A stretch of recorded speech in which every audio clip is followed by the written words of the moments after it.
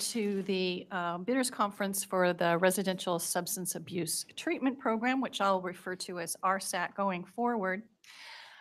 Thank you all for your interest in the application, the proposal process for the funding that is now available through the RSAT project. The purpose of today's meeting is to provide some background regarding the Board of State and Community Corrections, review the request for proposal and its components, answer questions about the RFP, the request for proposal, and hopefully make your application and your proposal submittal process easier. I have a PowerPoint that we'll be moving to in a few minutes and stopping for questions along the way at the end of each section, but don't be shy about jumping in the middle. If the question needs to be postponed, we'll postpone it. If not, we'll just answer it on the fly. I'll also take questions at the end of the presentation. So Sean, if we can move to slide number 2, which has the agenda. I don't have a, well, I have a clicker, but we don't have any power down here, Sean. PowerPoint for everybody? So we'll just take a minute and get everyone's line of sight worked out so you can see what's happening. While we're waiting for the screen to come on for the folks that are here in the room with me, I'll go around the room and ask each of you to introduce yourself and where you're from. So we'll start with over here.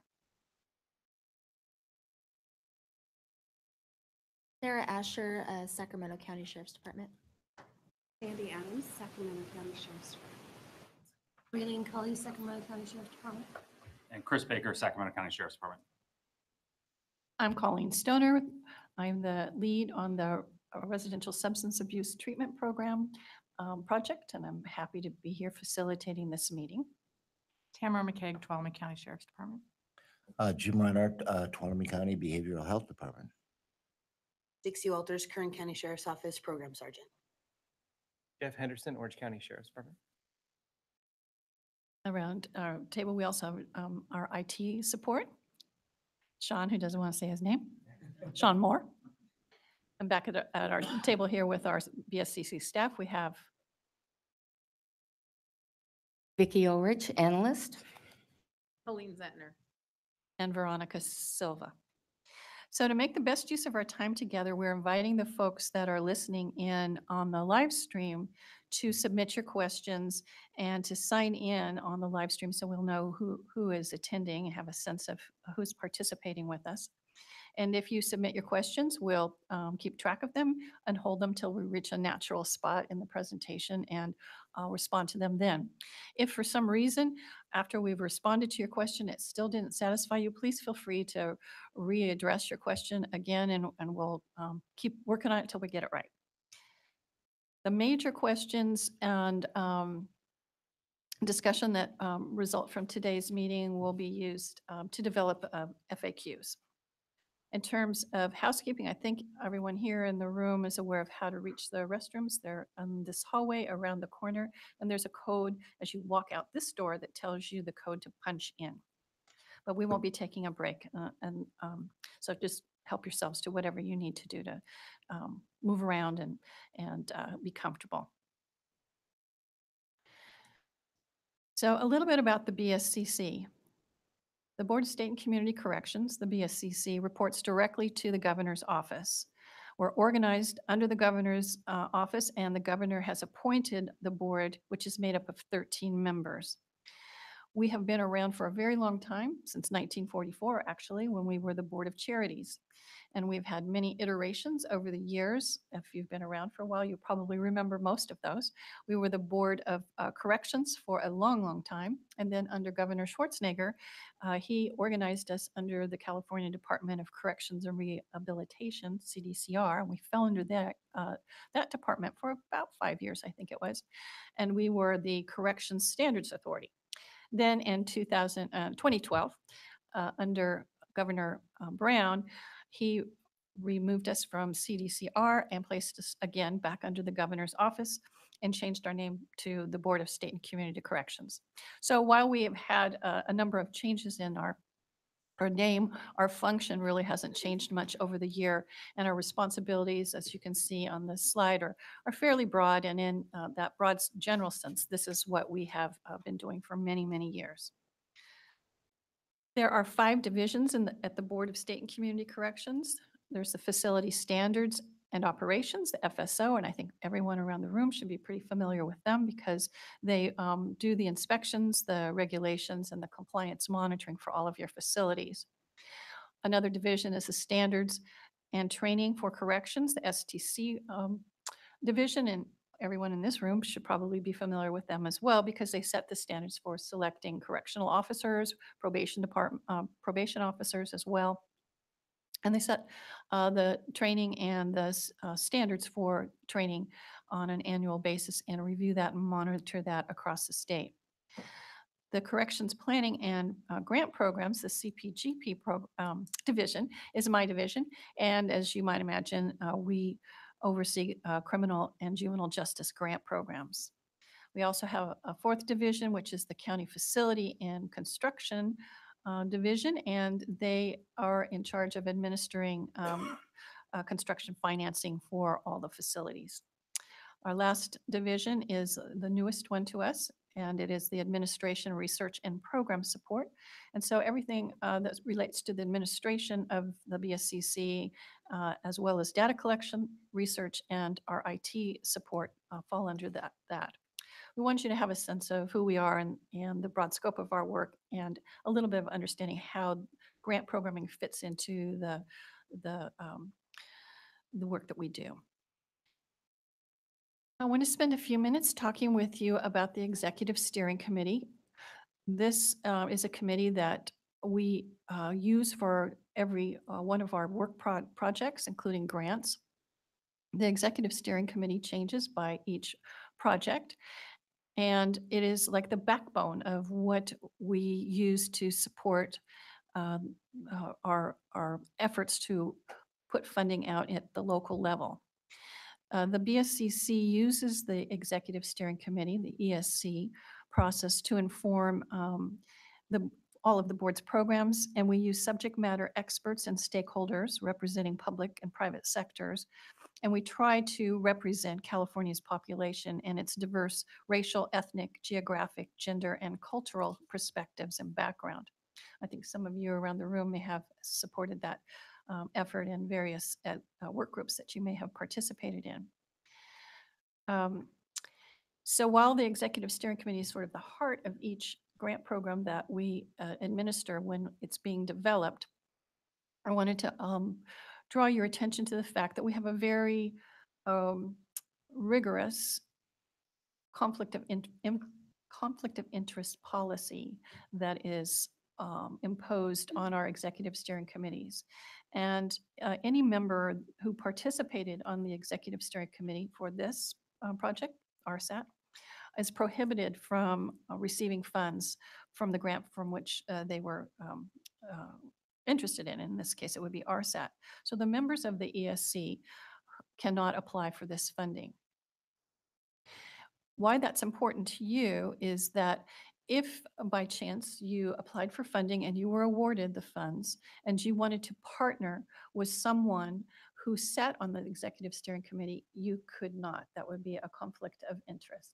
It's fairly unlikely that that scenario would occur for this particular project, but I want you to be aware of it because it will be important should you be awarded, or even as you're designing your project. You definitely want to take a look at the Executive Steering Committee membership list, which is on page 63, to take a look at who was on there. So just, I'll just make a kind of a crazy example. So if Sacramento applied for the funding and you were awarded the funding and you wanted to partner with, let's say, Shasta County for some reason, you might see that Shasta County Sheriff sat on this executive steering committee. And so in that way, that partnership could not go forward. That would be a conflict of interest.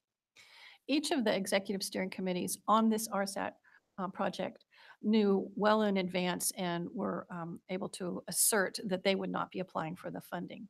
But it sometimes gets tricky if we have someone on the executive steering committee who's like a representative of CBO, someone who might be delivering treatment services. So you really want to be careful and make sure that you aren't accidentally or inadvertently partnering with someone that could cause a conflict of interest, because that could cause you to be, your award to be removed. So the role of the Executive Steering Committee is to determine what the overall goal should be for the project and how it should be designed, who can compete for the funding, and what rating factors will be used to determine a good proposal from a not so good proposal. And then the Executive Committee rates those proposals, and they ultimately are the ones that make the funding recommendations to the board. So the goal of the Executive Steering Committee is to select the best proposal process, the most meritorious proposal, and to use a process that is fair to all applicants and uses an accepted measurement principle so that it's based on research and science. And to ensure that all applicants have felt that they've been treated equally and fairly, and that we are using a process that will hold up to challenges and sustain any kind of review. And we have a pretty rigorous process. This Executive Steering Committee process, as I said, is sort of the backbone of how we roll out funding in various ways from the board. And it is a really good quality product. And we rarely, if ever, have any kinds of challenges because it really is a kind of a gold standard. So the grant process involves, of course, board authorization, and that means the board authorized funding for this project, and this project came from the federal folks, the Bureau of Justice Assistance and the Office of Justice Programs. And they authorized $942,138 for this first round of funding. The Executive Steering Committee was also authorized by the board to come together, and that process began, I believe it was in like September that we began this process. And they have met with us, and we began the design of the RFP and wrote it up. And now the next bullet says that it's oops, doesn't say that, but oh, sorry. The RFP development occurred. And as I mentioned, this is supposed to be a fair and equitable process because we are using that gold standard and it is transparent. There are 12 steps that the ESC will go through. I think that's kind of where I thought it was in my mind. So let me just walk you through that. The Executive Steering Committee meets to develop the RFP, which has occurred back in September and again in December. The RFP was released to the field, and that's where it is right now in this 12-step process. So we're on number 2 of 12 steps. The applicants then are to submit proposals to us in April, and that's hopefully what you all are working on. And then those proposals will come back to us, and they'll be reviewed for technical assistance to see if they meet the general requirements, such as, do you have all of the documents that you need? Have you responded to all of the questions? Are you using the right format? Technical pieces of it. And then we'll bring the Executive Steering Committee back here to give them a rater training in how to read and rate your proposals that you submit and make sure they're doing it in a consistent and equitable fashion. And then the proposals are given to the ESC, and they take them home, and independently they score them, and they submit their scores individually to us. Then once we receive the scores from the members, we're going to meet and have them come back to review their scores. Oops, let's get that back there. And take a look and discuss their ratings. If there are changes that need to be made to the scores, they will have an opportunity to do that together. And then once they have made their final individual changes and modifications and scores, then we show them as a group the proposal rankings, and they're viewed and discussed. And from that list, the Executive Steering Committee makes the recommendations to the board, and then staff carries it to the board, and we'll be doing that in May. So that's the kind of the timeline for the Executive Steering Committee and the process under which they move. Let's dig in and look at the project description for the RSAT project. Some of you have already been funded, and this will be fairly familiar to you, but there are a few changes that the Executive Steering Committee made to this particular RFP, and we'll highlight those so that everyone is aware of them. The Executive Steering Committee determined that the eligibility for the funding will be local adult jail detention facilities. And one jail per county may apply. And they decided that new or continuing or expanded programs could be funded. The grant period will be June 1st, 2018 to June 30th, 2019 for the first year. However, this grant will be a 3-year period. And so year 2 and 3 will be contingent upon availability of federal funds and, of course, grant compliance. This is the 3rd round of RSAT funding that the board has issued. Our first round was for 2 years. Then the second round that's just finishing up was for 3 years. And the executive committee decided that they wanted again to provide a 3-year funding period contingent upon federal funding. And just in terms of history, while the RSAT funding has kind of gone down a little bit over the years, it has remained pretty constant, and we have been funding people pretty much at the same level for the last 3 years. So hopefully that will be the experience going forward, but it probably isn't going to be the exact amount. It may be a little bit more, it may be a little bit less. And any funding that you don't spend in year 1 would be reverted. The funding thresholds are $314,046 for the first year. That's the maximum that an applicant can apply for. There is a cash match requirement of 25%. This can be either cash or in kind or a combination of both. Cash match is income from a source other than grant funds. That would be supplies or personnel. And you may also use in-kind match, and that's non-cash outlay. Some of those things might include donated office supplies or space or volunteer time from other organizations. RSAT funds can be used to implement, must be used, I should say, to implement an in-jail program that includes 2 components, an in-custody component and an aftercare component. So your project and your design and your description must have both of those, although you may use funding for either the in-custody portion or the aftercare component or both. In terms of what needs to be built into your in-custody program, it must operate at least 3 months, but no more than 12. To the extent that you can, you need to have a separate facility or a dedicated housing area for the participants in the RSAT project.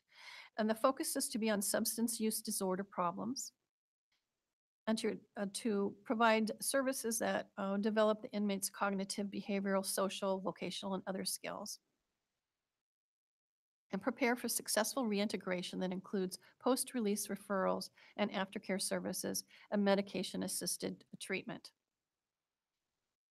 It requires urinalysis both before and while in the program, and then during the aftercare component. If possible, the federal folks would really prefer to see you design your programs to those that are limited to 6 to 12 months with custody time remaining in their sentence. The treatment services and practice should be, to the extent possible, evidence-based and using medication-assisted treatment. The support and encouragement at the federal level for the use of medication-assisted treatment, or MAT, is a really strong indicator that there's an increasing focus on the opioid crisis at the federal level, and there is a strong encouragement to include some of that in the design.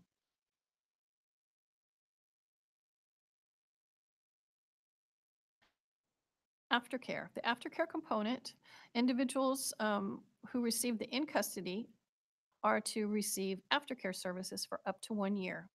And that should include coordination with correctional programs and other social services and rehabilitative programs, including jobs and housing. The design is to demonstrate some collaboration with local authorities and organizations in the placement of residential facilities and non-residential substance use disorder treatment programs. The head of the program, in that case, it would be your project directors or executive directors, are to work with local substance use disorder treatment and behavioral health in your areas to coordinate those services.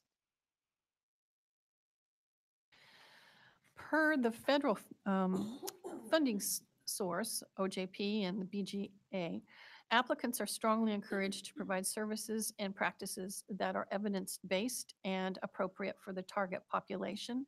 Identify evidence that shows that the practice is effective, what the services and the kinds of implementation of services are supported by evidence.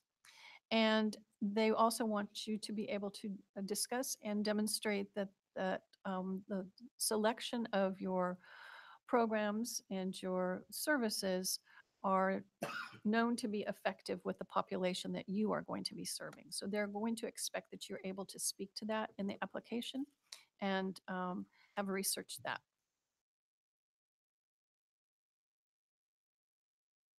Per OJP and BJA, this is the standards that they use to evaluate the extent to which you're using effective practices. They are expecting to see that your evidence-based practices and your selection of them is generally obtained through identification of one or more outcome evaluations that support it as being an effective practice, and that you can document a relationship between the intervention and its intended outcome, and that you are able to measure the direction and the size of the change that you're seeing with your population, and that you measure the extent to which the change is actually correlated with the activity.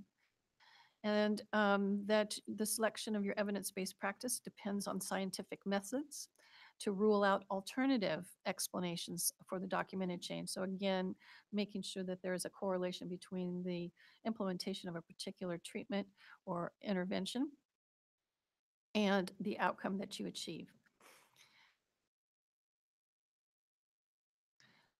In terms of the Board of State and Community Corrections, our viewpoint, we support everything that the federal folks are saying, but we also believe that on a basic level, you should be looking at these elements, that there's evidence that the intervention is likely to work, that the intervention is being carried out as intended with fidelity, and that there's evidence that allows an evaluation of whether or not your intervention worked. We also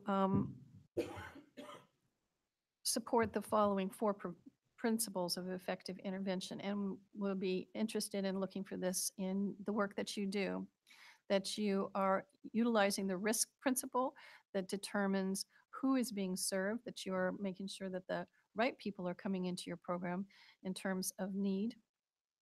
And need principle focuses on what programs are being delivered, that you're selecting programs and interventions that are aligned with the kinds of interventions that are needed, and that you're selecting programs and interventions that are grounded in evidence base, and that you follow the responsivity principle, which talks about how well or how programs are being delivered, who is doing them, under what conditions are they being delivered, as well as the fidelity principle, which then talks about how well programs are being delivered. So these are areas that we generally look for and support when we are reviewing applications. So you may want to think a little bit about that as you're putting your proposal together.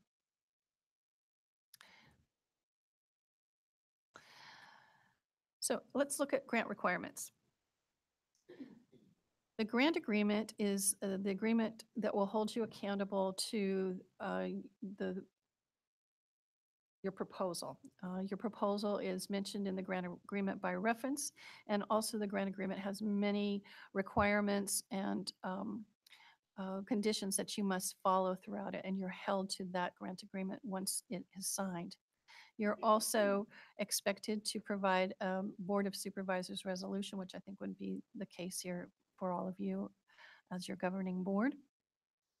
That Board of Supervisors resolution does not need to be received by us until after the award, but if you're able to get it before, that'd be great. As we mentioned before, there is a match of 25%. And we are pretty concerned about supplanting. And with regard to supplanting, that's funds that are used for new or augmenting program services, are not to replace existing funds. So be very careful when you're using funds, especially for match. Supplanting is basically the deliberate reduction in the amount of federal or state or local funds being appropriated for an existing program because grant funds have been awarded for the same purpose. So if you already are budgeted to do a particular activity, you can't use grant funds then to support that activity, causing you to realize a savings in your own local budget. So match can get you into a little bit of trouble on that if you're not particularly careful. You're also going to be expected to do quarterly invoicing, and those are due 45 days after the end of each quarter. And the same is true for the progress reports. Travel is usually warranted when personnel contact by project staff is appropriate method for conducting project-related business. And that kind of traveling can be allowed, it most often is. But the most economical method of transportation in terms of direct expenses to the project and the employee's time away from the project must be used. So you need to be judicious about it. And projects are required to include sufficient per diem and travel allocations for project-related personnel. And with regard to CBOs and NGOs, if you're subcontracting with them, they are to use the state rate for travel or their own, whichever is most rigorous. So I think most of you will be or do already contract with CBO. So when you're kind of auditing them and taking a look at what they're doing, you must make sure that they're following those guidelines.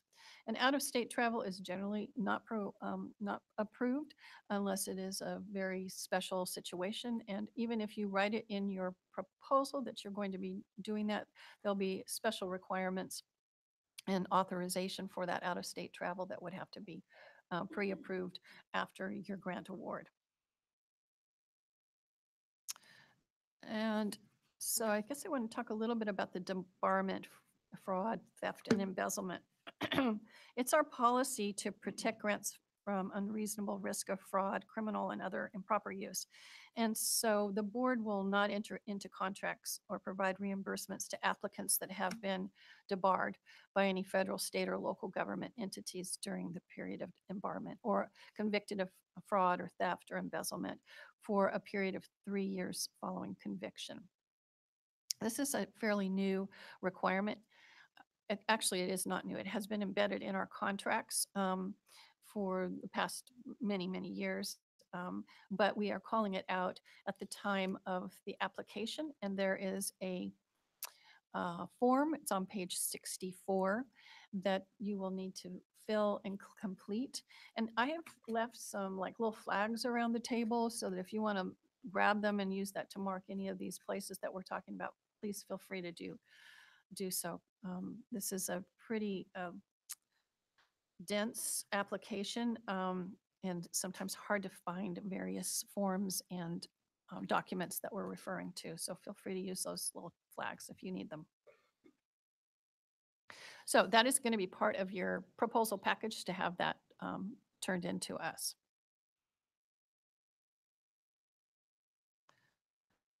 So as we mentioned, invoicing is done quarterly and progress reports are done quarterly, due 45 days after the end of the quarter.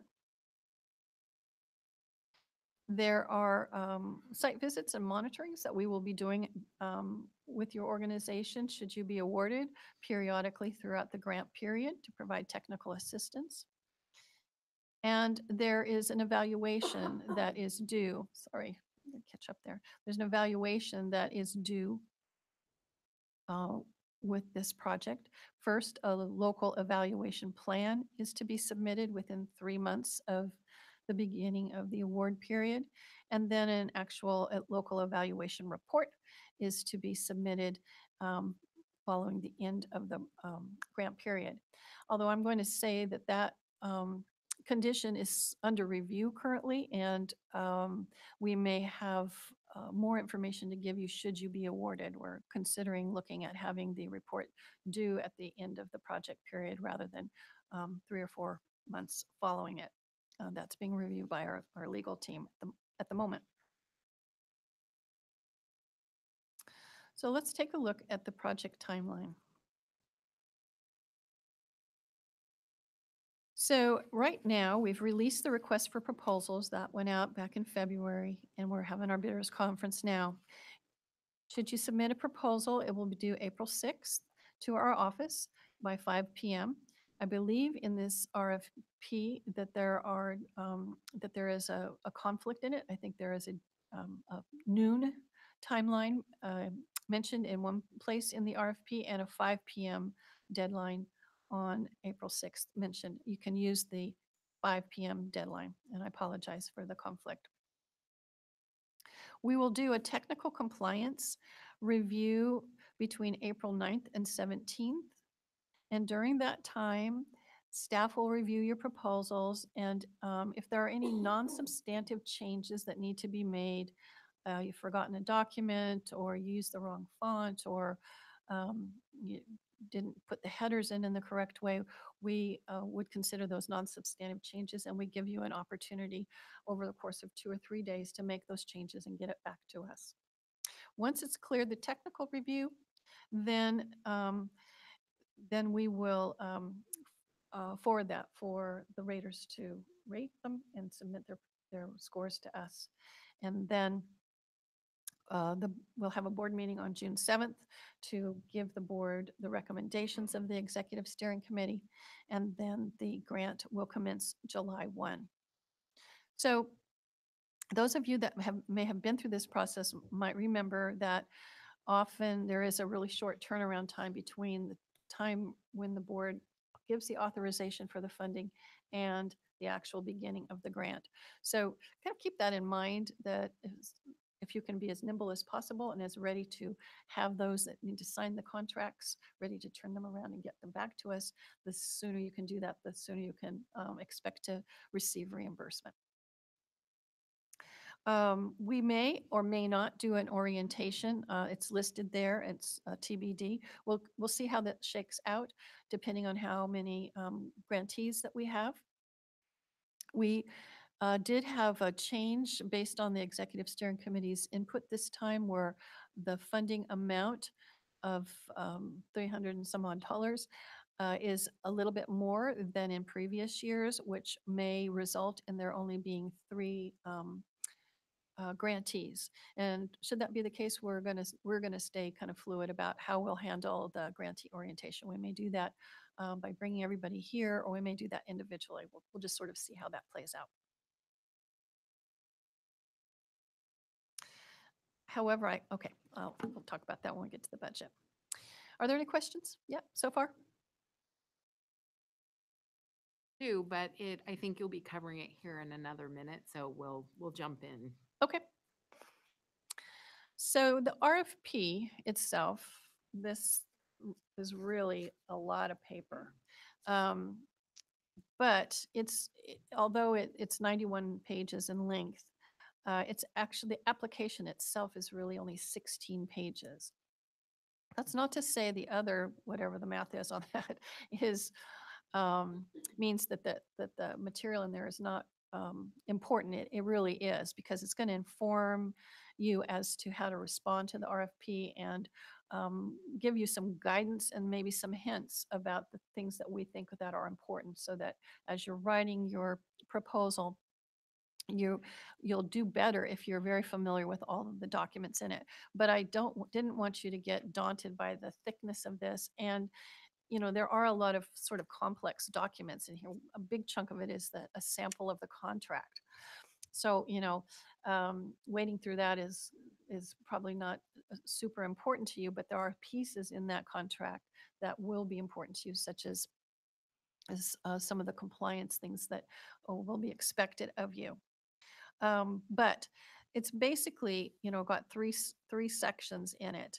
The grant information that we've just about gone through, all of that, and then the proposal instructions, and then the rest of it is attachments. Some of those attachments are documents that you'll need to fill out, complete, or sign and return. We'll continue to sort of pull those out as we finish our morning session together. One of the things I can tell you is that the people that read the RFP thoroughly and are really familiar with it do much, much better than those that don't. And oftentimes those that don't score well are people that where you're like, they just didn't read it. So a big suggestion is that you read it and are familiar with it and kind of get comfortable with it. So the proposal narrative sections. So that would be on page 21 of your RFP. And it's probably a good idea at this time to pull out your RFP and sort of walk through it with me as we move through it. And it'll help you get sort of oriented. And again, feel free to use flags. That's what I do to try to keep myself sane and looking at all these various documents. So the proposals narrative section begins on page 25. And there are 7 sections. And if you're looking at the PowerPoint screen, you'll see that each one of these sections has a percentage next to it. And that is the amount that of weight that the score is given to each of these sections. So in other words, the project need is 15% of your overall score. The approach is also 15% of your overall score. However, the project details are 40% of your score. And just by a side note, that includes the in-custody and aftercare program schedules. That's part of the project detail requirements. The section for organizational capacity is 10% of your score. It also includes a work plan. The evaluation section of your narrative is 10%. There's a section for sustainability that's worth 5% and a budget section that's worth 5%. So it's up to you to determine how best to use the total 20-page limit. And if I haven't said that already, I'm going to say this several times. It's a 20-page limit for the narrative sections, excluding the budget. The budget sections do not count towards the 20-page limit. So you may want to take a look at the percentage and the weight that's associated with each of those sections of the narrative and write your proposal accordingly.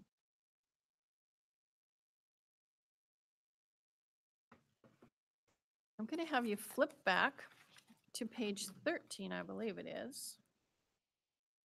And let's talk about the rating factors for a few minutes. On page 13, there's 2 charts, and the slide shows the top chart. And again, it sort of reiterates what I've already said. Here are the sections of the narrative: project need, approach, organizational capacity, and so on. And each one of those sections has an associated percentage that is weighted for each of those sections.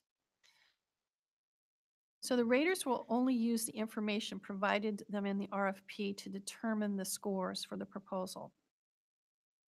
The rating factors to be used and the maximum points assigned to each factor are shown in this table. Applicants will be asked to address each of these factors as a part of their proposal. The RSAT grant program, ESC, assigned a percentage value, which we've already talked about, to each of these rating factors, correlating to its importance given by the ESC, which is the percentage. So each one of these has a point range of 0 to 12. Hmm. Let's see. Yes, we will talk about that. There are 144 points. And there is a minimum threshold of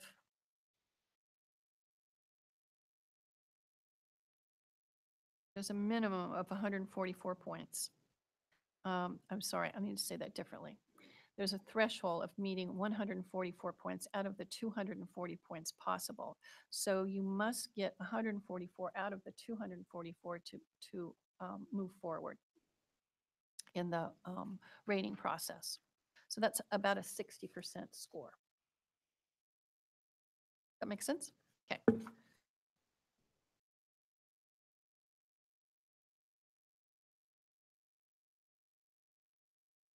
Okay, so if you go back to page 21, where we were just a minute ago.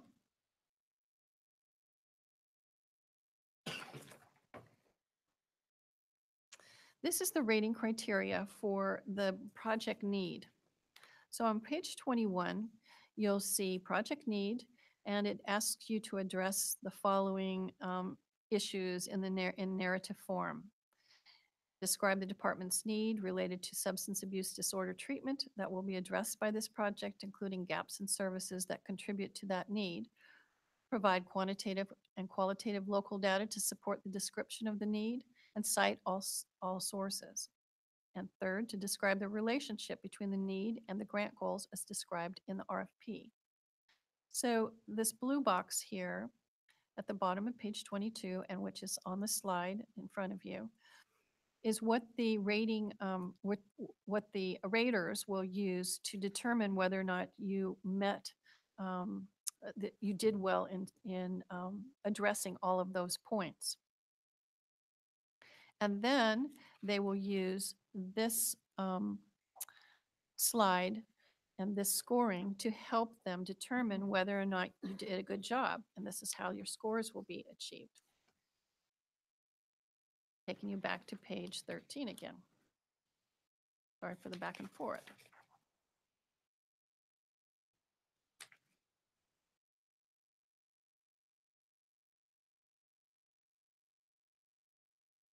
So the sample scoring rubric shows that if you didn't do too well, you didn't respond, you would get 0.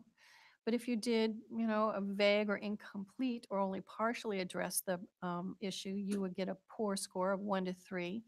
To get a fair score, your response would address some, but maybe not all of the rating criteria, and a reasonably good response that was comprehensive and clear would give you a score of the 7 to 9 factors. And if it was very good, your response would hit all of those areas in the very good column, that the response is detailed, comprehensive, and addresses all of the rating criteria listed above in a way that demonstrates a thorough understanding of the intent of the project. So that's how the raters are going to determine how to score you, and the method by which they're going to come to a conclusion about your scores. Any questions on that? Okay, let's move into proposal instructions. So unless otherwise noted, each narrative section must be formatted in a 12-point font with 1.5 line spacing, 1-inch margins or on all 4 sides. And then, as we mentioned, the page lengths are determined by the selection instructions. If it's not formatted properly, it'll get returned to you during the technical review so that you can make those non-substantive changes. There is a cover sheet that needs to be completed, a proposal checklist that needs to be completed, and an application form. So the cover sheet is on page 16, so let's take a look at that. And it's very simple. You're just putting in your name, putting in the date, but this has to be the top sheet of your proposal package. You don't need to give us all of the rest of this RFP. You can just simply submit the application components along with the documents that are needed. If you are worried about it and you submit the whole thing, including sample contract, it's fine. We'll clean it up and put it together for you. But it's not necessary. Oop. The next page is the proposal checklist, which is simply a list of all the things that need to be included in your package. And we ask that you sign the bottom of that page, which just to us means you read it all and you checked and double checked that you had all of those documents in your packet. You sign it and you include it. If you go to page 19, that is the RSAT application form, and that's the beginning front page of the application. And it's your information sheet. It has to be signed by the authorized individual in blue ink. It's a 2-pager.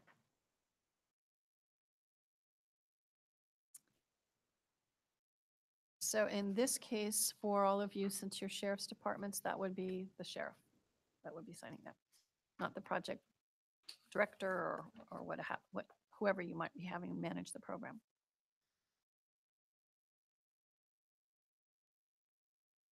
So now we're back to page 21, looking at the narrative sections.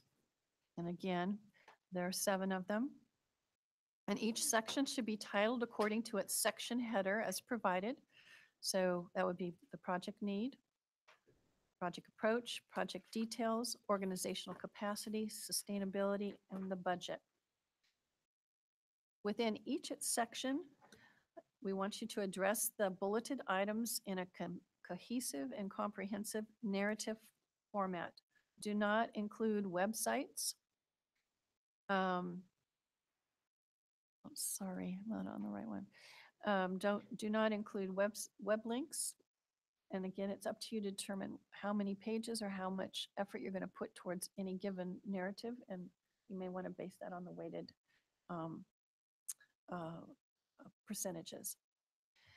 There are 20 pages that you're allowed to use to describe the narrative sections, but that does not include the budget section. So it's 20 pages for the first 5 of these, 6 of these.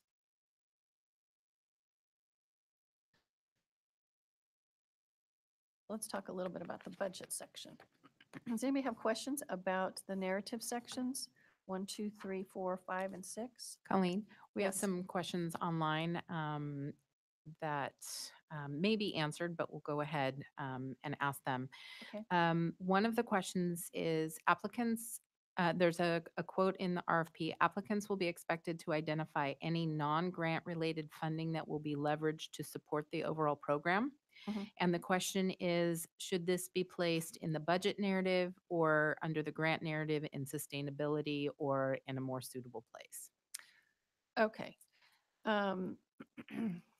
Yeah, we're going to be talking about that particular thing in just a minute. And so I'm going to try to address it in just a minute. But that's the timing on that's really, really good. Okay. Before we jump into the budget, though, I just want to double check. Was there any questions about the narrative sections? How to address the bullets, how to look at the rating criteria to feel comfortable in knowing that those are the characteristics on which you're going to be scored.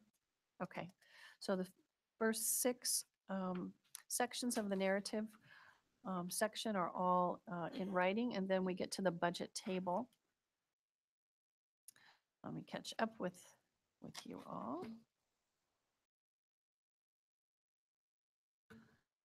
Okay, so the budget section.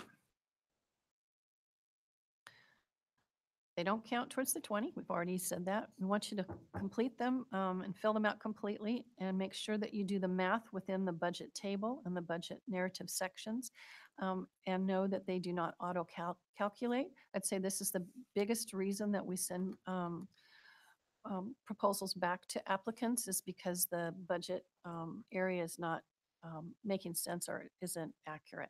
So we really encourage you to double, triple check on that. The budget table, we want you to use only the line item categories provided in the application. Report in whole dollars only. Remember that you have 25% cash match and that your indirect costs can not exceed 5% of the grant. And as I said, double, triple check your math. So on page 27 is a budget table that begins here. And this may address the listener that submitted the question. So we'll go through this, and then if we haven't addressed the question that you had for us, Helene, then we'll circle back and sort of dig into it. So on page 27, there is a budget table, the top half of which is on this slide. And I wanted to go through this because this is new to the RSAT project. The Executive Steering Committee was really interested in having information from the applicants about how and where they were going to be using their money. They wanted to support any new efforts, any continuing efforts, and any efforts to augment programs that might already be in existence. But they kind of wanted to understand how an applicant's funding money for the program was going to be used. So in the first question that they want to ask you is provide them with the total combined project cost of the in-custody and aftercare components, including all leveraged funding to support the overall program. So we know that oftentimes a sheriff's department who has a RSAT project, for example, may be putting many more dollars towards that project than the little amount of grant that they receive from BSCC. So in that case, we really want the entire project described. How much is going towards in-custody, how much is going towards aftercare, and any other leverage funding that you're bringing to the table from your general fund, from Prop 47, 109 funding, whatever you may be using. Then they would like that broken down by estimating the project costs for the in-custody component only, including the leveraged funding, and then breaking out the aftercare component, including the leveraged funding. And then being very specific, listing all the non-RSAT related funding sources that will be leveraged to support the project costs for the in-custody component only, and then lastly for the aftercare. So they're wanting to be able to break all of that out and see fairly clearly how it is that you're funding your project, both with grant funds, with non-grant funds, with leverage funds. How is that being used? So I'm not sure that that addresses the individual's question, but let's have you read it one more time. So let's see. Yes, sorry. Applicants will be expected to identify any non-grant related funding that will be leveraged to support the overall program. And page 3 was referenced, but I unfortunately couldn't find it on a page 3. Is it okay to place it in the budget narrative, grant narrative under sustainability, or where would be most appropriate? It'd be good if we could get an accurate page number, and I'll look at that.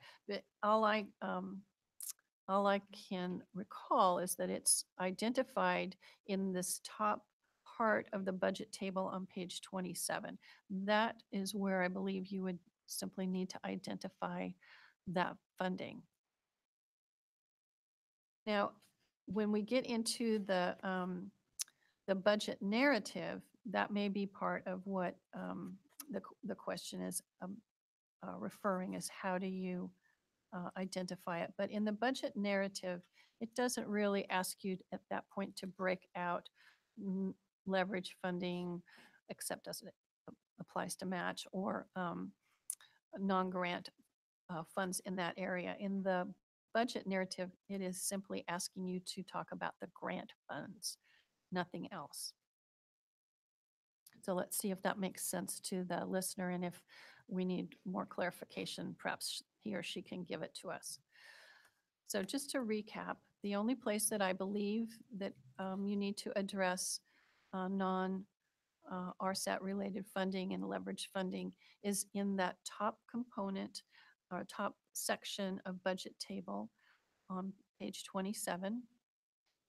And the project narrative really only is asking you about the grant funds that you are requesting. Okay, so we'll wait and see how we did with that.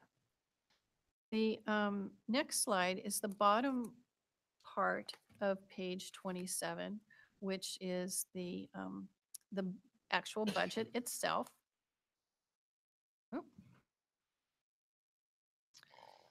And so what we want you to know about this is that while you may use some different kinds of line items in your budget processes, these are the line items that we use here at the BSCC for invoicing. And so you'll need to adjust your budget to reflect these line items. We want you to report in whole dollars only. And as I indicated before, please check all your math, double, triple check. You don't have to use every line item. If you're not requesting funds for a particular line item, just put 0. We've already talked about the fact that you must contribute a 25% match. It can be cash or in kind. And you want to make sure that everything totals up accurately. If you have a desire or want to match more than 25%, you can do that, but please know that there's no rating factor associated with overmatching. So sometimes folks will submit a proposal with if the match is 25%, they put in like 55 or 70%, and that's fine. There's no that's fine. There's no evaluation on that either way. But just know that if you put in a match, overmatch, you're stuck with that. So once you've committed to it and you've been awarded, we'll be expecting, if you said we're going to match 70%, then we'll expect you to match 70%, even if later on down the road you go, oh, gee, I don't know that we can really pull that off. So just be thoughtful about that as you're putting your projects together.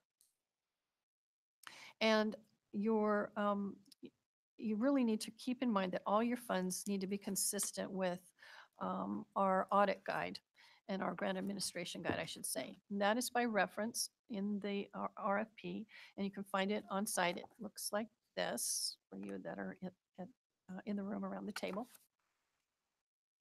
And be familiar with that and make sure that you are designing your budget and you're looking at your operations with an eye to the guide. And you can see that it's right on our website.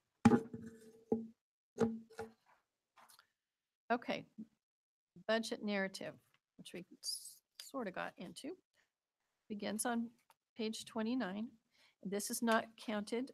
Even though it's worded budget narrative, I think we should look for a different word for that, but it still does not count towards the 20-page narrative on the first 6 sections. So in the budget narrative, you're to support and explain the amounts that you've requested, both in match and the funds committed. This doesn't have to do with non-grant related funds, only the grant related funds. And explain how the grant funds and match will be used to achieve your project goals and objectives. Be as specific as possible, and again, double, triple check your math and make sure that it aligns with the budget table so that your totals are the same as on the table previously.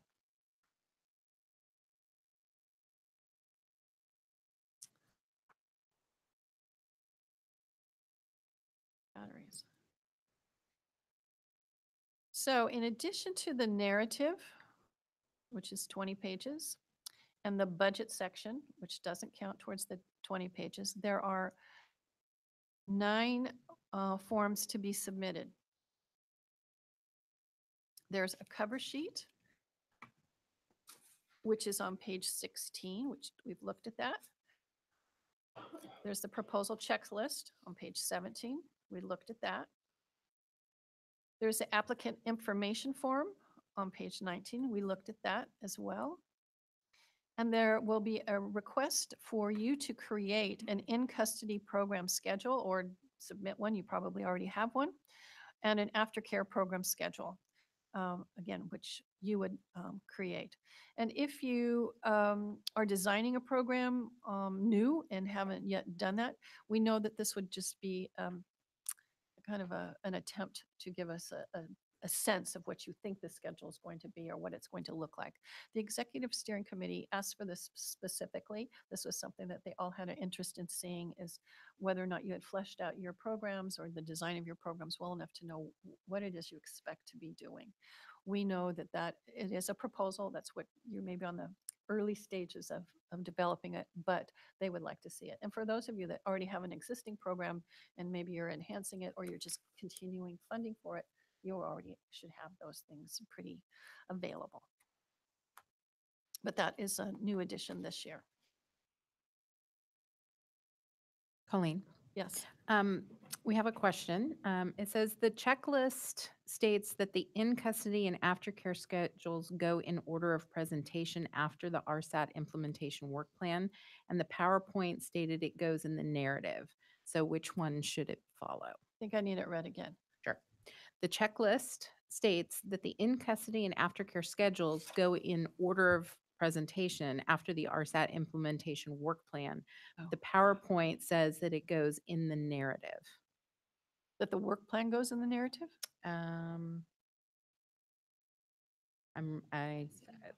Yes, so the in-custody and aftercare schedules, so in the PowerPoint says that it goes in the narrative, whereas it appears in the RFP, it says that it goes after the implementation work plan. It is the in-custody program schedule and the aftercare program schedule are documents that the applicant will create themselves. It doesn't count towards the 20 pages, so it's not part of the narrative.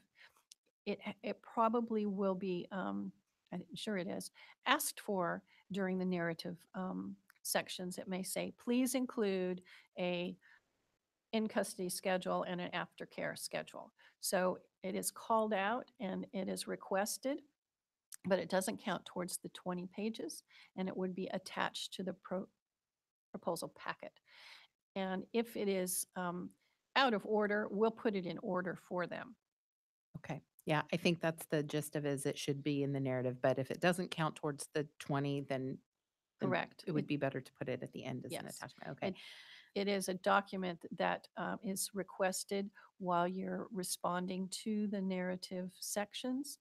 It will ask you to include a in-custody program schedule and include an aftercare custody schedule. Those should be standalone documents that are attached to the packet.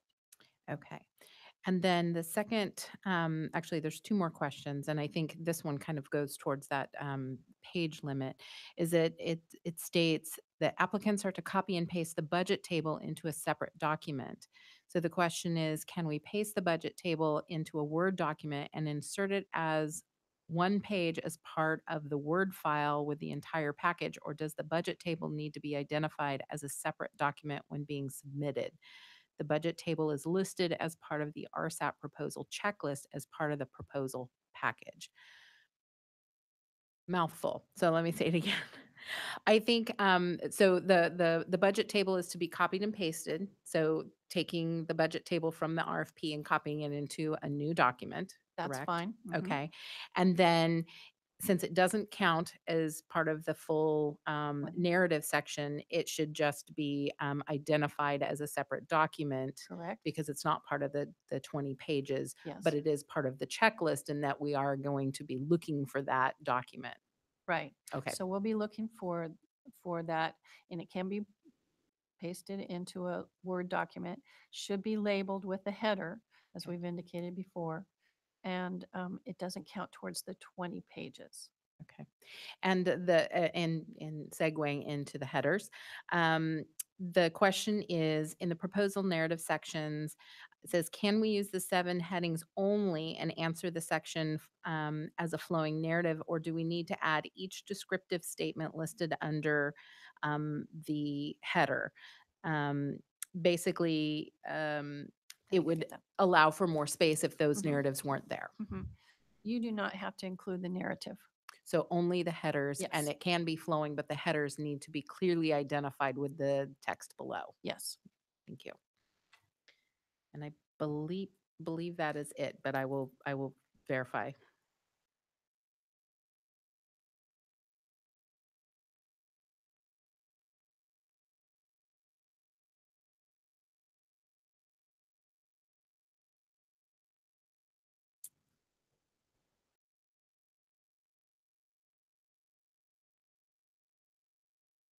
Are we good?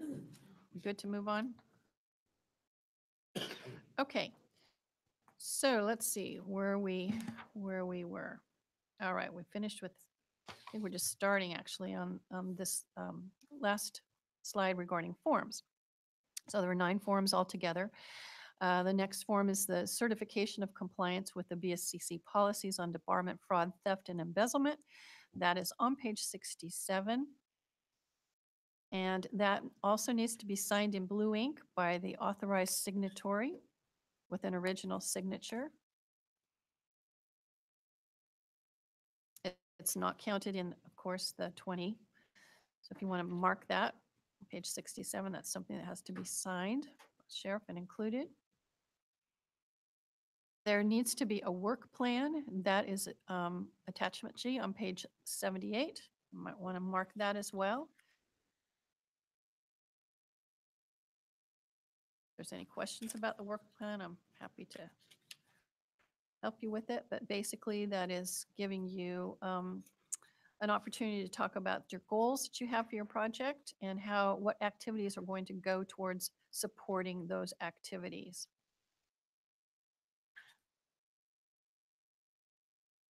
Okay. Then the Board of Supervisor resolution, there's a sample on page 66, but you may have, of course, your own county template that's used.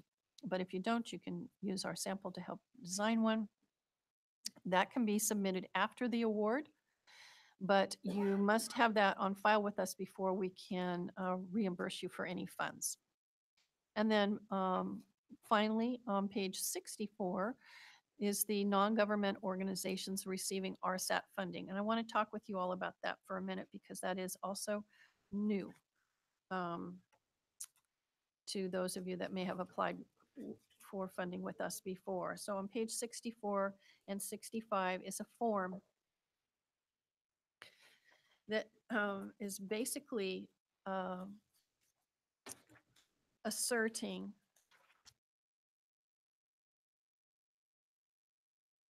that any non-governmental organization that receives RSAT funding directly or indirectly, and in your case, for the most part, that would be indirectly through your subcontractors, your nonprofits that you may be contracting with, that they have been duly organized and in existence and in good standing as of August 1st, 2017. So in other words, for the last 6 months, they have been in business, that they're registered with the California Secretary of State's office, that they have a valid business license or EIN and the taxpayer ID, and have any other state or local licenses or certifications necessary to provide services requested, like licensing by the Department of Health.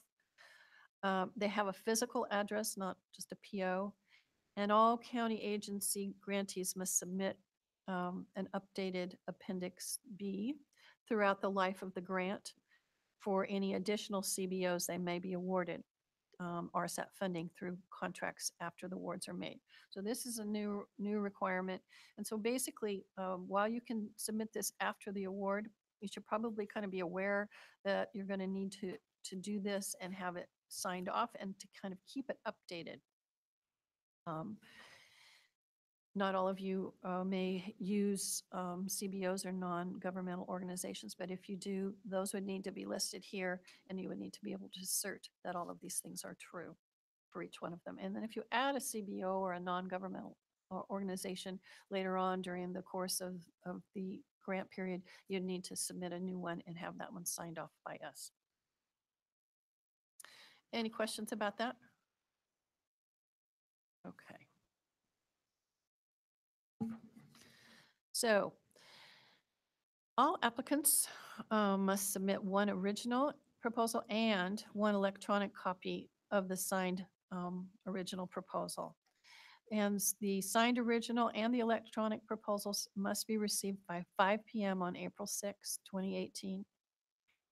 Do not send any additional information that's not listed in the project checklist, as those documents will not be forwarded to the raters for funding consideration. So if you're tempted to add some things to support your, your proposal, they won't go forward. They will just simply sit on my desk.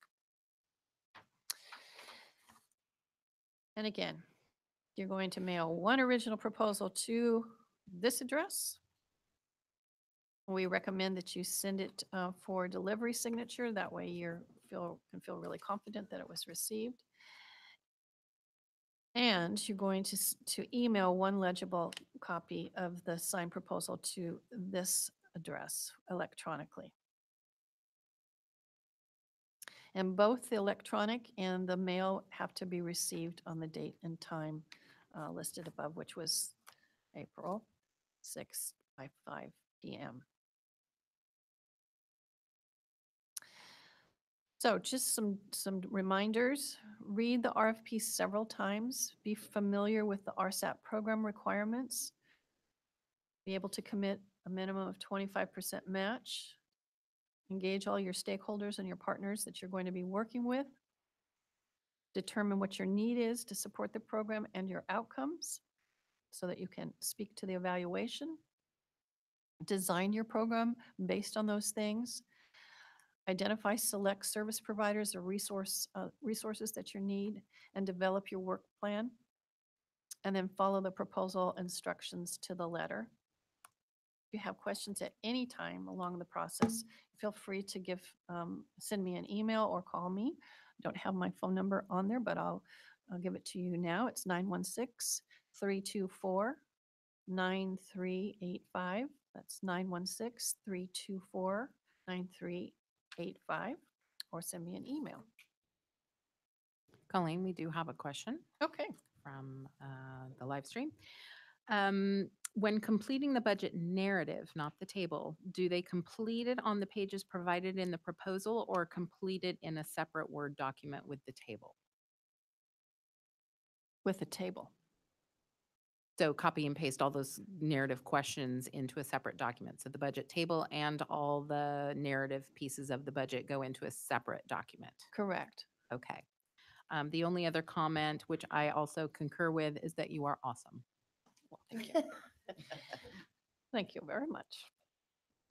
Did you type that in, Helene? Okay, are there any questions from the folks here? Yes, Jeff.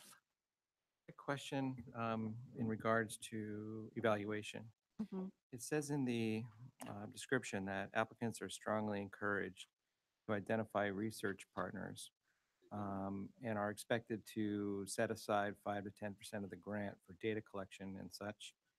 But then it also says it's not required. So I'm not sure. Required? Is it just, how do you? Strongly encouraged to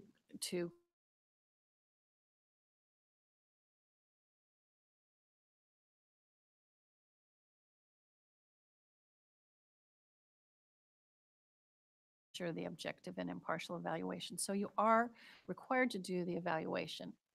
But whether you do that in-house or you reach out to local college or university for help or support, or you pay for a professional outside evaluator to come in and do it, that's up to you. And it depends on your resources and how much weight that you want to put towards that effort. So you can make that decision for yourself. So in the budget, it requires you to put that number Yes, there. yes. If you are using an in-house research, professional researcher that's on staff, then you cite that in the budget as evaluation cost, although it still comes out of salaries and benefits also? I would ask you to put it under the evaluation, even though it is under, I can understand where you're coming from. coming from.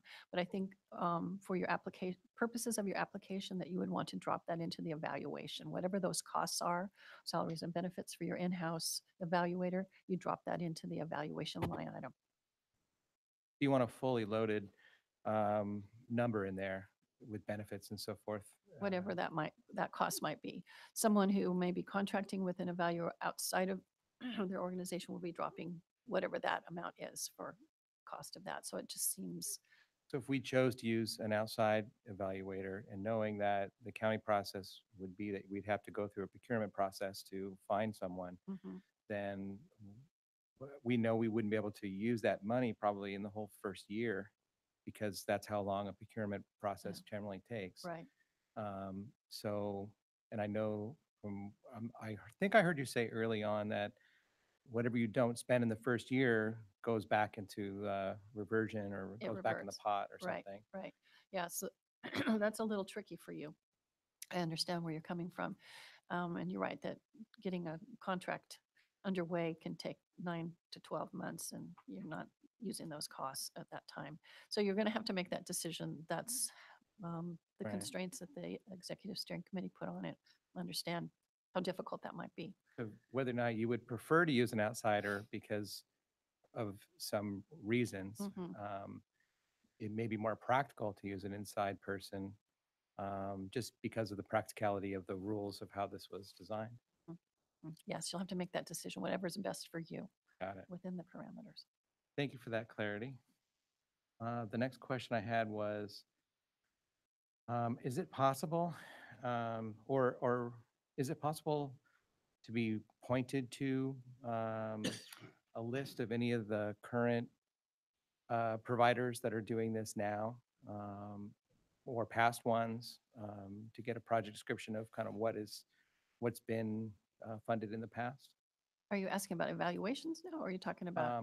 No, I moved on to a different proposals? topic, yeah. Okay. Um, In other words, is there somewhere, and I've searched, just normal searches, but maybe the department could make available, I'm just asking, Mhm. a list of all the current awardees Mhm. that have been funded since the last funding cycle, Yes. and what a description of kind of what their Mhm. projects were, and any other. Absolutely, that's available, should be on our website, and I'll be glad to help you get there and locate that. Okay, great. Mhm. Thank you. One last question, if I may? Sure. We're here, might as well All ask the right, question. why not? Um, In part of the description, it describes the difference between obviously in custody and then the aftercare side or the post-custody side. It talks about having the, in quotes, the ability to provide treatment, let's say post-custody. If the grant themselves, if the grant monies are not going to fund direct services from the grant in the post-custody, I found it a bit challenging to write in a proposal to say we are providing it because we're not paying for it. Um, the county system is providing it, but it's not being provided. I guess I got stuck on the word provide. As long as, that's not going to be counted down in the rubric, So I'm you- okay with it, but Yeah, you may want to talk about your relationship with whoever is providing those services on an aftercare basis, or your referral process to that entity that will be conducting those services. There are some projects that actually deliver the aftercare services themselves, others that refer to services that carry the work forward. So whatever your situation might be, you just want to be able to describe it fully and wholly. okay. So the word provide is in its definition does not necessarily imply direct funds. It may not. Thank you.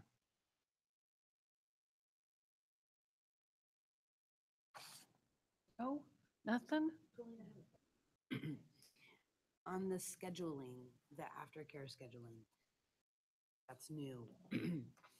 Obviously, we try to, we try to individually create an individual plan for each Mhm. participant Mhm. according to their needs, their criminogenic factors, all those things. So the schedule could be kind of globally generic. I mean, what are the standards that we set, whether that we're referring them to here for educational or vocational or treatment or whatever. It's just not going to be really honed down and specific because it's going to be based on whatever that participant needs individually. And that's- So you may want to explain that um, in your plan that you submit so that the raters understand why and how you're preparing the work plan in the way that you are. I mean, it even goes to the CBOs, the SLEs. They have their own blackout periods, their own, and then if they're on the monitor, there's a whole nother blackout period. So every individual is going to have a variation of a schedule. So, okay, as long as I can kind of. Yes.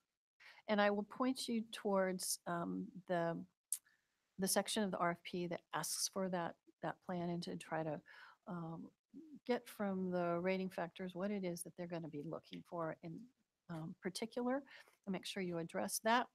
But beyond that,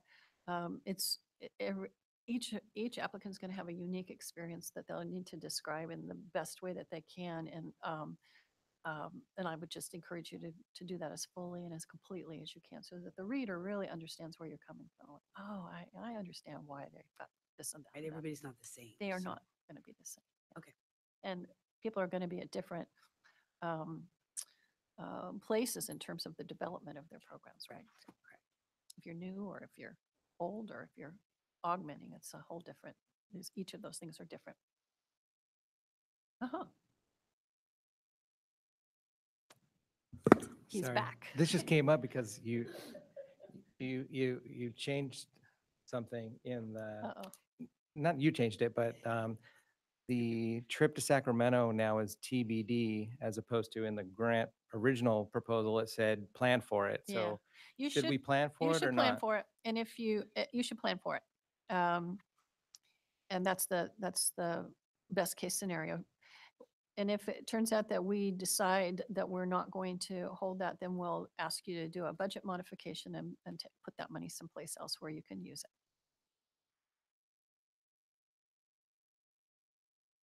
Better quit before it gets worse. Well, I'd like to thank everybody for coming and being here this morning, and those of you that are on the live stream. We appreciate your interest in the RSAT project and really look forward to your proposals and continuing this project. It's very near and dear to my heart. So I tell my current grantees it's my favorite project. It has a lot of positive benefit for the participants that are lucky enough to receive these services. And so I thank you for your interest and your time this morning. And that concludes our live stream and our bidding conference.